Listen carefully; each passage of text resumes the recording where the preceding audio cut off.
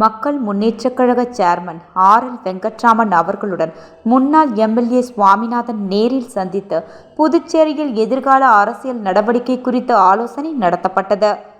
புதுச்சேரி மாநில மக்கள் முன்னேற்றக் கழகத்தின் சேர்மன் ஆர்.எல். வெங்கட்ராமன் அவர்களை முன்னாள் எம்.எல்.ஏவும் பாரதிய ஜனதா கட்சியின் புதுச்சேரி முன்னாள் மாநில தலைவருமாகிய சுவாமிநாதன் அவர்கள் ஆர்.எல்.வி. அவர்களின் இல்லத்திற்கு நேரில் சென்று சந்தித்தார்.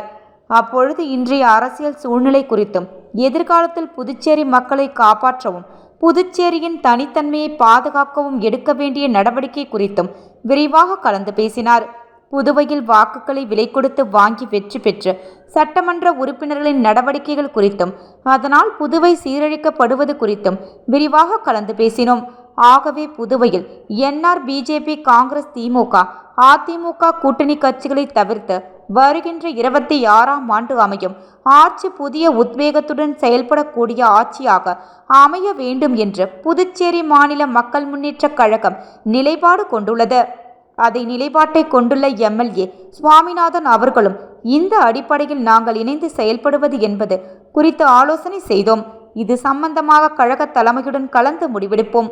புதுச்சேரியில் நடந்து கொண்டிருக்கும் என்ஆர், பிஜேபி கூட்டணி மைனாரிட்டி மக்கள் விரோத அரசு அனைத்து துறைகளிலும் தோல்வி அடைந்து மக்கள் செல்வாக்கையும் இழந்து நித்திய ஆயுசு பூர்ண காண்டமாக எந்த நேரத்திலும் ஆட்சியை கவிழக்கூடிய சூழ்நிலையில் உள்ளது.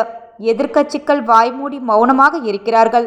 மைனாரிட்டி அரசாக இருக்கும் இந்த அரசு மீது சட்டமன்றத்தில் நம்பிக்கையில்லா தீர்மானத்தை கொண்டு வந்த இந்த கோமாளித்தனமான பொம்மை ஆட்சியை அகற்ற பிரதான எதிர்க்கட்சியான திமுக ஏன் தயங்குகிறது என்று தெரியவில்லை. இதற்குள்ளாக ஊர் இரண்டு பட்டால் கூத்தாடிபாடு கொண்டாட்டம் என்று கூறுவார்கள்.